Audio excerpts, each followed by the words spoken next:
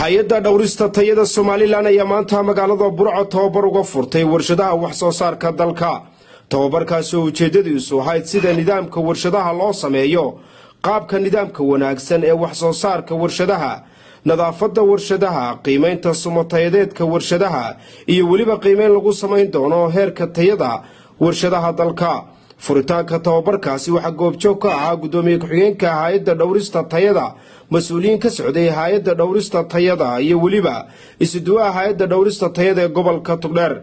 ugu horeynba waxaa halkaasi ka hadlay isuduwaha hay'adda dhowrista tayada ee gobolka Togdheer Cabdifataax Axmed Maxamuud iyo waliba mas'uuliyiin ka socday hay'adda dhowrista tayada waxaana sharaxaad ka bixiyeen ujeedka tababarkani. kulankeena waxa uu daaranaa laba arrimood. waftiga uu hogaaminaya gudoomiye ku-xigeenka hay'adda dhowrista tayada ee Hargeysa ka yimid waxa weeyaan laba arrin bay u socdeen oo muhiim ah. labada arrin waxay kala ahaayeen inay waxa tababarkii haddeer inoo qabsoomay, tababarkaasoo ahaa tababar muhiim ah oo saddex ereyo muhiim ah taabanayay oo kala ahaa labeling and packaging standard ama hertayeedka lingaxaya moorka, hertayeedka good manufacturing practice-ka ama loo yaqaano GMP-ga, iyo hertayeedka good hygiene practice-ka kaasoo muhiim u ah wax soo saarka tayada barodhaga ay soo saarayaan warshadahaasi, sidoo kale muhiim u ah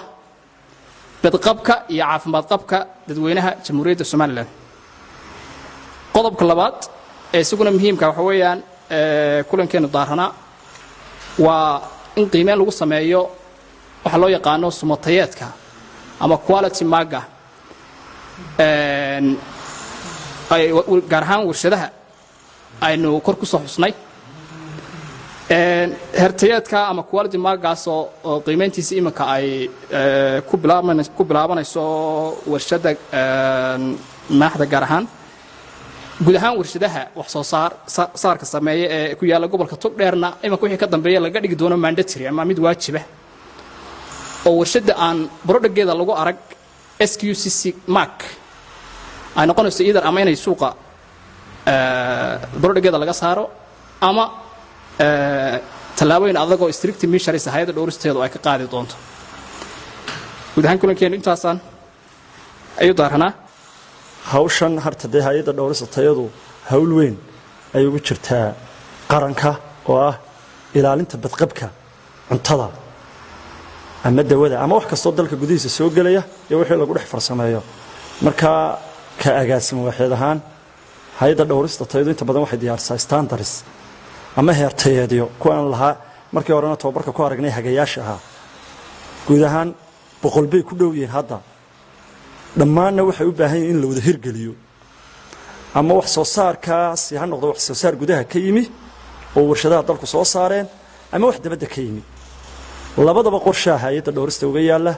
hirgelintiisina way u baahan yihiin in lagu adkaadana waa muhiim. maanta waxaan halkan wada joognaa inaan tababar siino ama training ku bixino sida nidaamka warshadaha loo sameeyo good hygiene practice ama good manufacturing practice, nidaamyada wanaagsan ee wax soo saarka warshadaha, nadaafadda warshadaha, sida loo ilaaliyo, qaababka loo sameeyo. waxaan rajaynaynaa in warshadaha dalku imika so far local product marka waxa qaatay 3 warshadood oo saddexdaba xaga yihiin. waxaan rajaynaynaa berito loo kale waxaan qiimo ku sameeynaa insha Allah warshada maaxda. waxaan rajaynaynaa inay ku dhiiradaan warshadaha kale oo ay sameeyaan qiimeyntan ay soo galaan way wax sa u badan maaha inaad fulisaa labadan nidaam GMP iyo GHP waa wax adigana ku sahlaya shaygaaga inuu ku tartamo suuqa oo kaga fiicnaan karto productyada kale dalka yaala, biyayowga kale dalka yaala aad kaga fiicnaan karto. marka waa wax marketkaaga kor u qaadaya aad warshaduhuna ku tartami karaan. waxaan rajaynayaa inay ku soo dhiiradaan warshadaha kale ee gobolka Burco ku yaala insha Allah. Axmed Cabdi Dhibiil oo ku hadlayay afka shirkadda biyaha maaxda ayaa soo dhaweeyay tababarkaasi. waxaan idinku mahadinaynaa sida dhow ee aad noola shaqaysaan ee noo joogtaysaan ee noo kormartaan mar walba. muddo yar baa ka soo wareegtay waqtigii aanu halkan ku kulannay meetingkii hore noogu qabateen, maantana idinkoo soconaya haddana aad noogu timaadeen. taasina ay tahay uun dadaalka aa ugu jirtaan dalka inuu dadkuna caafimaad helo, wax bad qabana la helo. runtii waxaan odhan karaa annagu barigii hore aan laabka aanu jirin quality controlka la asaasin muddo dheer bay imka warshadu jirtay waxaanu dee warshad ahaan isku ilaalin jirnay waxa weeyaan dee warshad walibana laab u gaar ah bay lahayd haddana markaa waxaanu isku gaargarayn jirnay inaanu international lab u qaadno oo hawsha imika hadday idinku haysaan mar walba aad checking-kayga samaynaysaan inaanu international lab geyno biyaha oo aanu soo eegno standardkayaga ku saxno marka de alxamdulilah waxaanu mahadinaynaa inuu maaragtay hay-addii commissionka qaranku u egmaday ee tayada inay si wanaagsan u shaqaynayso gabagabadii waxaa halkaasi ka hadlay gudoomiye ku-xigeenka hay-adda dhowrista tayada dalka xamse cabdi ibraahim wuxuuna dhankiisa tilmaamay inuu tababarkani uu yahay mid ay baahi weyn u qabeen loona baahan yahay inay ka faa'iidaystaan warshadaha wax soo saarka dalku annagu wafti baanu ahayn waxaanu ka soo socdaalay magaalada Hargeysa waxaanu ka koobnay 6 xubnood 2 agaasimo waaxeed iyo 2 xubnood oo kale yaaniga waftiga hogaaminayay dulucda ama nuxurka safarkaygu wuxuu daaranaa 2 arrin oo labada mid walba gaarkiisa muhiim u yahay waa ta koobaad tababarkii halkan iminka ay 2 agaasimo ka bixinayeen oo aan fahmayo inaad dulucdiisa fahamteen iyo midda labaad oo ah sanadkii hore dabayaaqadiisii halkan aanu nimi annagoo ah quality controlka waxaanu samaynay qiimaynta ku samaynay shirkadda maaxda iyo qaabka wax soo saarkeeda marka wixii talooyin ahaa ee markaa farsamo yaqaanadii hawsha waday u soo baxay waanu u gudbinay iminka ayuun beenay hawshaas dhammaatay marka waxay soo dalbadeen sumatayadeedkii marka si aan u dhamaystirno waajibkii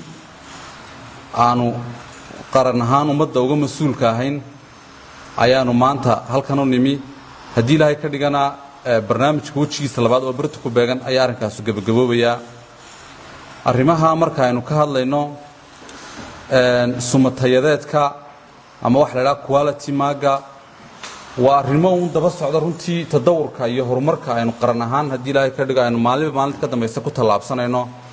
oo maanta waxaa ilaahay mahadiya dee inaynu leenahay sumad qaranku iska leeyahay oo halbeeg u noqonaysa dhammaan wax soo saarka dalkeenna ka soo baxa marka runtii warshadaha bariga dalka oo ay ugu horreysay shirkadda soo saarta kalluunka ee samtuna maantana aynu ibafurkeeda u fadhino shirkadda maaxda waxaan uga mahadnaqayaa in ay guddoonsadeen oo qaateen awaamiirtii ka soo baxday hay-addooda qaran ee quality controlka sababihii aynu hay-addan u samaysanayna waxaa ka mid ahaa